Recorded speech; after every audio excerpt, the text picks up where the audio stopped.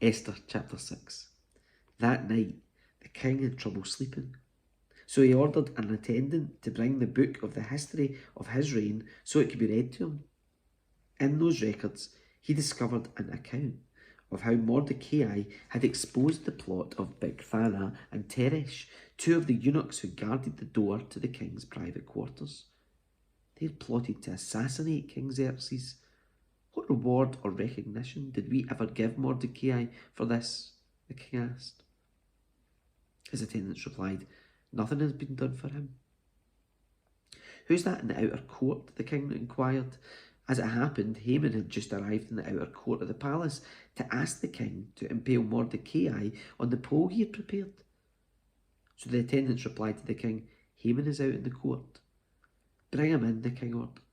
So Haman came in, and the king said, "What should I do to honour a man who truly pleases me?" Haman thought to himself, "Whom would the king wish to honour more than me?" So he replied, "If the king wishes to honour someone, he should bring out one of the king's own royal robes, as well as a horse that the king himself has ridden, one with a royal emblem on its head.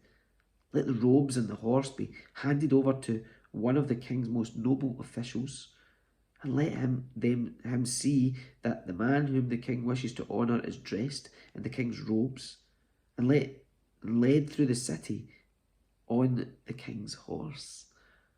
Have the officials shout as they go, 'This is what the king does for someone who he wishes to honour.'" "Excellent," the king said to Haman. "Quick, take the robes and my horse, and do just as you have said for Mordecai the Jew, who sits at the gate of the palace. Leave out nothing you have suggested."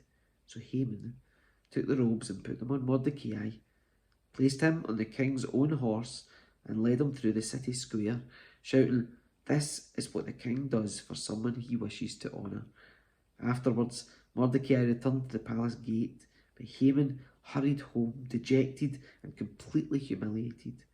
When Haman told his wife Zeresh and all his friends what had happened, his wise advisors and his wife said, "Since Mordecai, this man who has humiliated you, is of Jewish birth, you will never succeed in your plans against him. It will be fatal to continue opposing him." While they were still talking, the king's eunuchs arrived and quickly took Haman to the banquet Esther had prepared.